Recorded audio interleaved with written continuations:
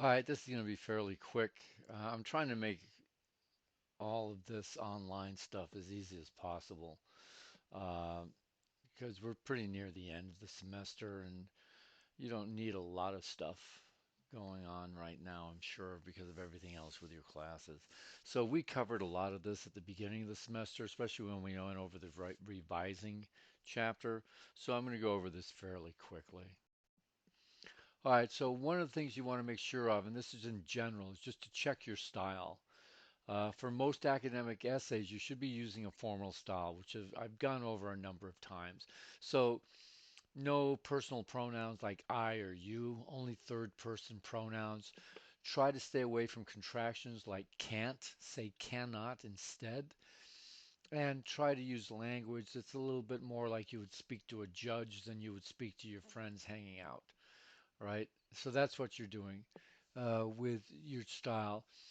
Make sure that you're also stating your ideas with clarity. Make sure each sentence is actually conveying what it is you want to say. This we talked about as well. I remember with the first essay I had you pick a paragraph and write out how many sentences and whether what type of sentences you had. So you want to make sure you're using a lot of sentence variety. So compound, compound, complex, complex, simple sentences. With formal essays, they should be primarily compound and compound complex. That doesn't mean you can't use simple sentences or complex sentences, but the majority should be more compound, compound, complex, because you're dealing with more complex topics in academic writing. Now, the narration essay you're writing now could be a lot more simple and complex because you're writing more the way we tend to speak in day-to-day life, which isn't so formal. So you're using more informal. Make sure you're concise with your sentences. We did a lecture on this, right? Don't say it seems to me that the most efficient route in order to get to school is to take route M59. Let's say M59 is the fastest way to get to school, right? Be concise. Make sure you use transitions, synonyms, and pronouns to improve coherence. So we went through this with the paragraph exercise. And then be sure to use a variety of sentence structures. Don't keep laying out your sentences the same way. Don't start them all with the same phrase. So it appears to be, it appears to be, it seems to me. That type of thing you don't want to be doing. And with word choice, make sure they're specific. And when possible, try to make them concrete. So especially on this narration essay, you want concrete sensory data. Uh, you want things that people have agreed on.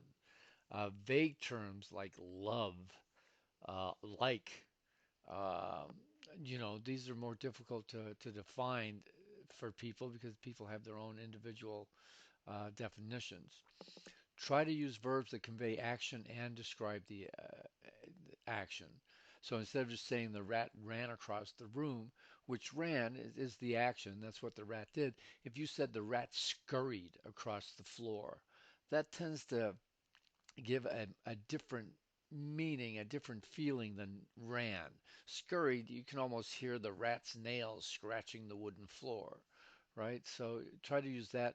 Active verbs as much as possible. We went over this as well. Uh, so, you know, the actor or the person who's creating the action, it comes first and then the action. That's active. So Jane baked cookies.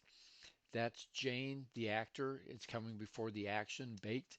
If I say the cookies were baked by Jane, that's passive because now the things that are being baked are coming before the action and before the person doing the baking.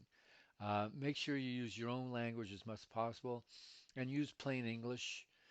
You don't have to use fancy language. You don't have to pretend you're from Harvard to write well. In fact, using fancy language that really isn't necessary for your message tends to be bad writing. And try to stay away from cliches like threw me under the bus, reared its ugly head. All right, so here's Orwell's Six Rules. If you didn't look at that, I gave it as extra credit when we were still in on ground class. So he's got this essay, Politics in the English Language. Great essay on writing. These are the six rules at the end. Never use a metaphor, simile, or other figure of speech which you are used to seeing in print. So things that you've seen a lot, don't use that. Try to come up with original stuff. Never use a long word where a short one will do. So American academics, PhD holders have this problem. They want to sound like they're educated. So they use these long words that are unnecessary, and then it makes it more difficult to understand what they're trying to say. If it's possible to cut a word out, this is the conciseness. Cut it out. Don't have unnecessary words. Don't use the passive when you can use the active, which you just said. Don't use a foreign phrase, a scientific word, or a jargon word if you can think of an everyday English equivalent. This was a thing in the 60s and 70s. People would be throwing Latin phrases or French phrases into their essays. It's like, why do you think I know Latin or French? I don't know Latin or French. Now I got to go look it up, right? And the last rule is break any of the rules sooner than say anything outrageously barbarous. All right, proofreading. This is really the very small nitpicky stuff. Look for punctuation errors. You know, you've got a question mark when you should have had a period, or you have a period when it should be a question mark. Look for any grammar errors, especially big ones like run-ons, fragments, comma splices, subject-verb agreement errors. Look for your spelling errors, and then always, if you can, read the essay backwards. Read the last sentence, the penultimate sentence, the the second to the last sentence, and keep going back like that because that'll throw your brain off. All right, so that's the proofreading. Hopefully that wasn't too long, uh, and hopefully you're in good shape with your narration.